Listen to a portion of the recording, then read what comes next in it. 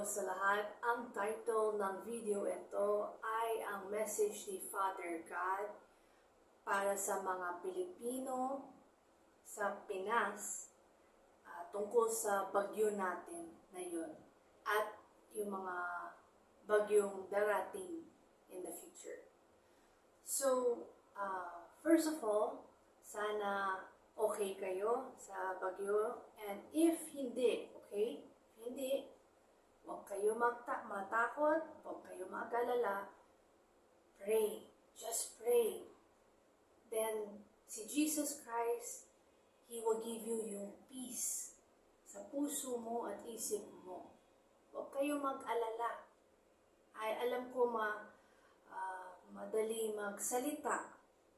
Pero kung ibigay mo ang puso mo, ang lahat ng worries mo kay Lord Jesus Christ, He'll take care of you. Yun ang sabi niya, di ba? Hindi ka niya papabayaan at hindi ka niya iiwan. So, yun ang kailangan natin gawin kung meron tayong problema. Okay? At also, don't forget, i-praise mo. Praise mo si Father God, si Jesus Christ, and Mommy Holy Spirit. Like na yun ako, stranded ako sa bahay kasi baha sa labas. So, instead of worry ako or naiinis ako, I praise God na. I say, thank you Lord, merong siguro kailangan mo akong gawin dito sa bahay para ma-increase ang faith ko or more spend time with you. Diba? And totoo na mas lalong napilitan akong mag-relax at makinig mas mabuti kay Father God, anong gusto niyang gawin ko. And so that's what kailangan natin gawin. Okay? So, ito yung message ni Father God. And then, patapos to, basahin ko, i-explain ko konti yung sa message. And then, meron akong lyrics sa song na pwede nyo pakinggan. Yeah? I'll put yung video link sa baba ng video ito. Ano yung kanta. Kasi song ni Father God para sa atin. Okay? It's kind of love song, pero if palitan mo yung wordings para sa atin, it'll be good. Okay? So, ito yung message. Sabi ni Father God is, anuman pagsubok at sobrang hirap sa buhay mo, lahat ng problema meron din katapusan. And everything will be alright. Focus lang tayo kay Jesus Christ. Gawin natin parati ang kalooban niya. Tandaan nyo, God is always in control. Okay? And huwag ka mag-alala. Ito ang process ni Father God para sa atin mga Pilipino sa Pilipinas, magbalik loob kay Jesus Christ at magsisi na bago maubos ang oras natin. So, ito yung bagyo, ito yung mga storms and mga pagsubok, hindi ng calamities, but ano man ang problema mo. It's a process na gusto ni Father God pakita sa iyo na tignan mo, ang dami mong problema, ang dami mong hindi mo kayang gawin, i-solutionize. Di ba sabi ni Jesus Christ, come to me, lahat ang merong problema, merong kayong heavy burden sa buhay niyo, and I will give you rest. Hindi nang rest sa kaluluwa natin, pero sa isip natin, puso, katawan, okay?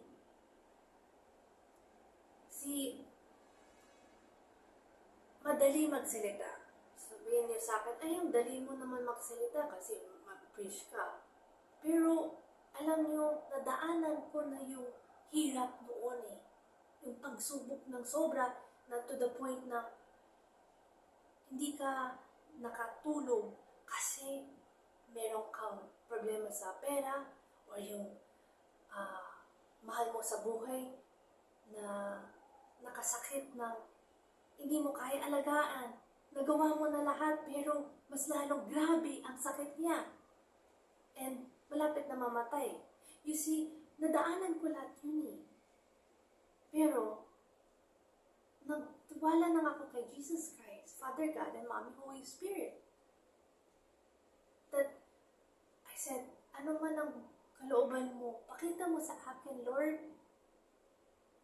Bigyan mo akong lakas loob para gawin ko ang kalooban mo. Nangyari sa akin na eh, noon eh. That's why, magpa-preach ako na yun. Kasi ang lakas loob ko.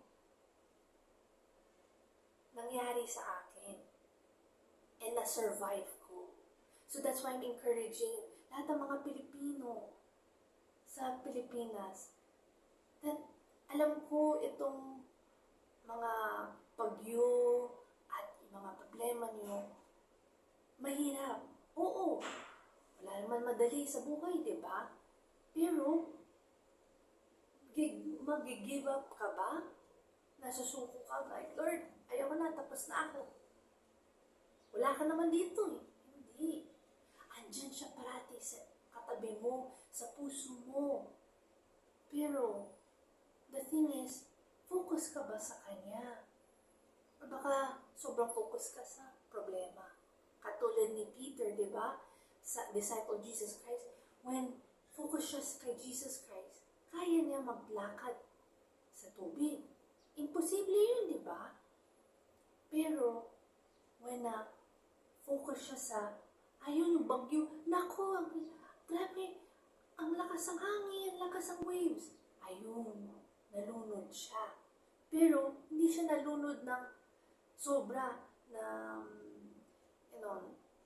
wala na, pag-asa. Hindi. Nakuha ni Jesus Christ siya. Pero, here's the thing, okay? Si Jesus Christ, nabigay niya yung kamay niya. Pero, choice pa rin ni Peter kung kukunin niya ang kamay ni Jesus Christ and say, Lord, tulungan mo ko. Iakay mo ko sa pataas. Kasi pwede din tayong i-reject si Jesus Christ at sabihin natin, ayoko, kaya ko to. Malulunod ka sa lahat ng problema mo. See? So God is always with us. Saan ba yung focus natin? Saan ba yung faith natin? Saan tayo magtiwala? Kay Jesus Christ? O sa sarili natin? O sa mga tao? O sa mga bagay? Okay? So, yun ang message. Tapos meron akong gustong, hindi naman to yung kanta, yung same tono. Pero, I will just sing it. And, makinig na lang kayo sa wording. And pwede nyo naman i-research yung words of the song. Okay? Ito, yung kanta is Rainbow. Yung banda called South Border. Okay? And, sige, kanta ko na. But oh, can't you see that no matter what happens, life goes on. And so just smile, 'cause I'm always around you, and I'll make you see how beautiful life is for you and me. So take a little time, see the butterflies' colors, listen to the birds that were sent to sing for me and you. Can you feel me This is such a wonderful place to be. Even if there is pain now, everything will be alright. For as long as the world still turns, there will be night and day. Can you hear me? There's a rainbow always after the rain. So, alam ko hindi yung tono yon na-try ko nang i-kanta. Pero, nag-gets nyo yung kanta, diba? So, no matter anong man ang mangyari sa buhay natin, pagsubok, problema, bagyo, namatay ang pamilya mo, it doesn't matter. Kasi basta kasama mo si Father God, Lord Jesus Christ, at Mommy Holy Spirit, kakayanin mo lahat. Kasi diba, sabi ko parati, I can do all things through Jesus Christ who gives me strength. So huwag kayo mag-give up. Okay? So that is the message ni Father God. Sana na-inspire kayo dito sa message. And please share it para yung mga Pilipino sa Pilipinas na meron silang nadaanan ng pagsubok or problema na yun or yung bagyo na wasak ang bahay nila or namatay ang pamilya nila. Huwag kayong masuko. What I mean is, pray, trust God. Don't abandon the Lord Jesus Christ kasi hindi kanya pabayaan naman talaga eh. Lahat to, test lahat to sa atin. Babalik ba tayo loob sa Kanya? Or sasabihin natin, ay, Jesus Christ, nakuha mo na lahat. Wala na yung pamilya ko, lahat yung pera ko, wala na. Bahay ko. Ano pa? Andito pa ang buhay pa ako. Ano bang gusto mo? Diba? Ang daming mga Pilipino ganun eh. Nadaanan ko din yan. Nagalit din ako kay Father God. Pero sabi raw niya, lahat to para pakita sa akin, mahal ko ba talaga si Father God? Hindi ko mahal lang siya kasi sa mga bagay, sa pamilya ko, kasi ang gandang pamilya ko, or meron akong pera, or meron akong bahay. Mahal ko ba siya even when mawala lahat?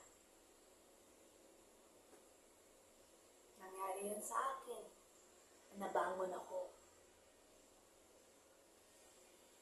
And that's why I share.